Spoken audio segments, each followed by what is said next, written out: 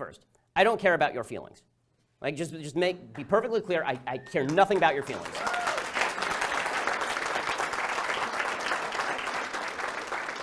I don't want to hear about your feelings. I don't want to hear about your subjective emotions. I don't want to hear about your heart cries out to the, I don't care. You're not my wife. You're not my kid. I don't give a damn.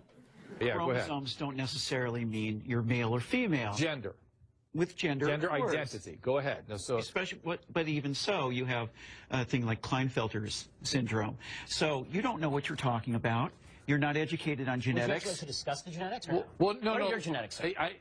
So I'd stay away from the genetics and back to the brain scans. You cut that out now, or you'll go home in an ambulance. Yeah, that seems mildly inappropriate for a political discussion.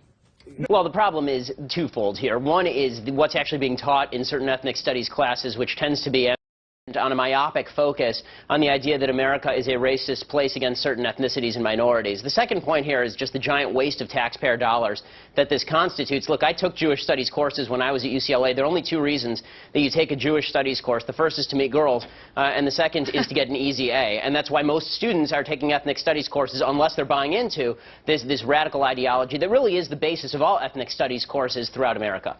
Absolute nonsense, Peter. You didn't write that my position on Israel was made clear in the 2013 column, and to call me equivalent with people who are murdering Jews is insanity. It's beyond insulting. And if there's anybody who's emboldening Hamas to kill more children, it is you, because it is your policies which have emboldened Hamas. They know that people like you are going to get on American television and talk about how the Palestinians are meek victims, and whenever they fire rockets, it can be justified by Israeli policy. Hamas celebrates every moment you're on television, Peter. Relationship between employer and employee, and I think this is really the root of the morality of minimum wage when it comes down to it. And in two sentences here is that I would never force an employee to work for an employer at a given wage. That violates the 13th Amendment and constitutes slavery or indentured servitude. By the same token, I would never force an employer to pay a given wage to an employee, because that is a lack of consent on the part of the employer and violates basic principles of fairness as well as freedom. You to consider, you can believe what you want, but I would ask you to consider this. Shouting institutional racism does not actually combat racism. You have to find individual instances, and you have to show me who the racists are so that we can fight them together. I hate racism. I think it's evil. But if you're just going to say institutional racism every time something bad happens, there's no way to fight it. I need a policy that you're proposing, or I need a person who's actually racist so that we can fight it together, or we can determine whether the policy is good. What I find really problematic is the virtue signaling that I see by so many people on the other side, which is, I don't have to give you the racist, I don't have to tell you who he is or what measures I'm proposing.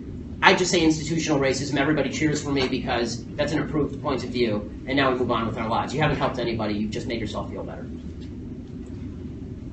If you want to, have her respond, please. Well, I think that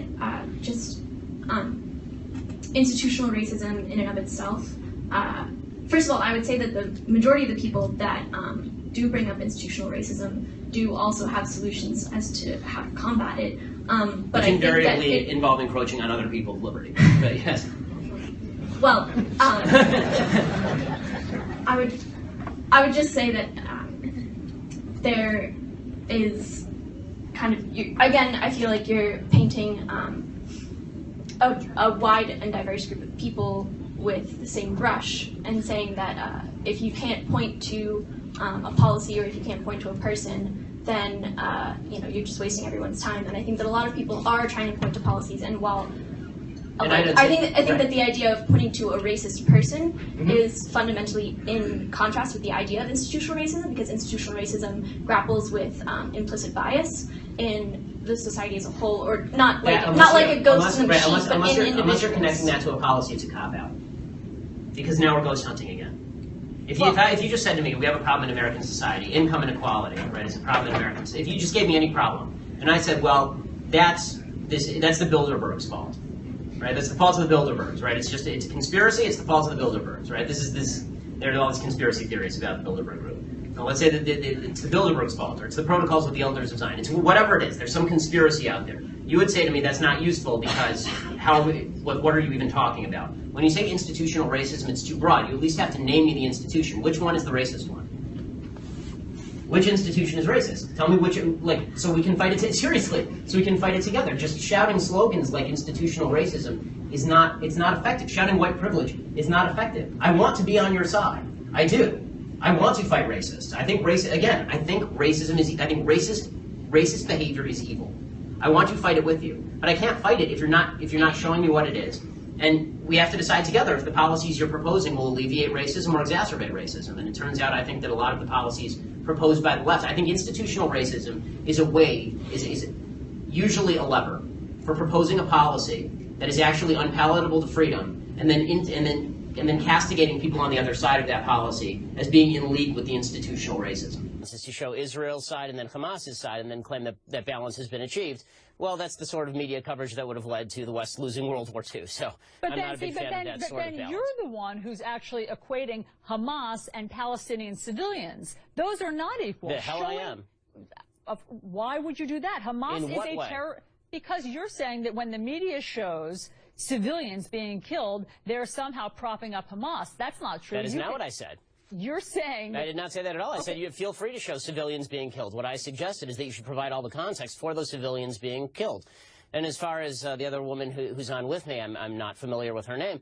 You know, as far as her personal insults, I mean, I'm not going to get into the quality of the movies that are made based on her books. I think that we can all stay away from that. Rula. Of black families have zero or negative wealth. White family worth, in terms of financial worth, is 69 times more than that of black families. Given this disparity, how can you argue that racism is not a driving factor in income inequality? Because it has nothing to do with race and everything to do with culture. And when you have a culture that doesn't... You know what? Explain to me. You explain to me why black kids aren't graduating high school. Explain that one to me. Explain to me why black kids are shooting each other in rates significantly higher than whites are shooting each other. Explain to me why 13% of the population is responsible for 50% of the murder. Explain to me why the number of black kids in prison, not for innocent reasons, not for walking down the street and getting pulled into a prison, is so high. Explain, if it has nothing to do with culture, explain to me why the single motherhood rate in the black community jumped from 20% to 70% in the same course of time that the civil rights movement has made such tremendous strides. Is America more racist now than it was in 1960? And if it is, please explain to me how that happened. And I think the reason that it's about left and right here is because fundamentally the right believes that the basis for the Second Amendment, and they believe in the Second Amendment, the basis for the Second Amendment is not really about self-defense and it's not about hunting. It is about resistance to government tyranny. That's what the founders said, and that's what the right believes in this country. Which tyranny are you fearing yourself? I fear the possibility of a tyranny rising in this country in the next 50 to 100 years. Let me tell you something, Piers. The fact that my grandparents and great-grandparents in Europe didn't fear that is why they are now ashes in Europe. So this kind of leftist revisionist history, where there's never any fear of democracy going usurpacious or tyrannical, is just that. It is fictitious. Let's start with the notion of white privilege, which has become this buzzword that you hear all the time now. White privilege is responsible for everything up to and including the Kardashians. It's responsible for everything, white privilege.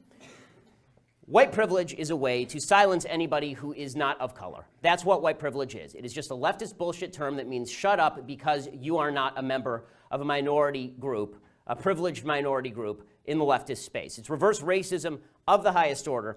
You're basically saying to white people who aren't racist, and you can't find any proof of their racism, that they must be racist because they're white. That is called racism.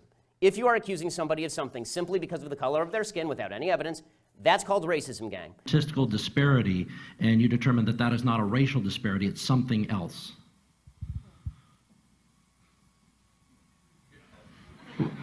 Well, we can return to it. That's okay too. Ben, do you want to? Yes, it's called evidence of racism. When there is no evidence of racism, it's probably not racism. When there is actual evidence of racism, it's probably racism. And the fact that everybody jumps from there's inequality and therefore there is inequity, just because there's inequality does not mean there was inequity. But there has to be racism. You can't say there's no racism. Without evidence? No. I'm just saying that I don't know which animal. Maybe we're talking about dogs or something. I'm talking about human beings, and I'm like, human beings are most likely going to have racial prejudices. I'm just so sorry. I'm just so sorry. I don't know. I come from planet Earth. Charles, I want to ask you a question. So your default is that when there is no evidence, racism is the deciding factor. That is no, I was not saying that. I'm just saying that you're going to have sexists, you're going to have racists, you're going to have all this stuff. I mean, I'm just saying that... I agree it exists, but the problem that I'm seeing, and this is the problem with the general conversation, is that there's no solution in simply saying there's racism out there. How does that solve anything? I mean, when you talk about there's institutional racism, what does that mean? Show me a law that is racist in intent, and we will agree. Show me a police officer who commits a racist act like we saw in South Carolina, right, where a police officer shot a black man running away and it was obviously unjustified, and I will agree. But the idea that you can craft a narrative based on no racism because it just must be somewhere out there in the ether, that doesn't solve problems for anybody and creates more problems for people, because now they grow up in a milieu and an environment where they are told that every obstacle they face is from some shadowy, nameless, faceless group who's out to get them simply because of the color of their skin. They'll never succeed in that environment. Here's the deal with white privilege. Because white privilege always assumes racism without evidence, always assumes racism without evidence, when there is no racism, they simply make up the evidence with regard to white privilege. So here at Mizzou, they just make up the evidence of white privilege. They can't find evidence of white privilege, so what they do is they just make it up. Right? They make up stories about how a poop swastika, which I'm Jewish, okay? Swastikas aren't aimed at black people. Okay, a poop swastika in a bathroom somewhere, this is somehow evidence of a grand racist conspiracy led by Tim Wolf. Right? Okay.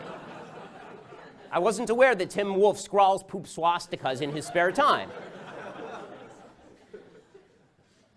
Right? When it comes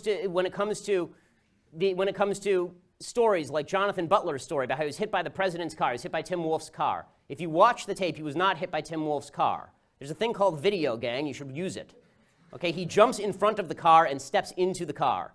Okay, he acts like your kid acts, or you used to act when you were a kid and you didn't want to get in trouble for hitting your sibling, so you took your sibling's hand and hit them in the face and said, "Stop hitting yourself." Okay, that's what Jonathan Butler did, and then he claimed that he was a victim of systemic racism thanks to this, and then went on a hunger strike, the answer to which should have been, okay, so starve.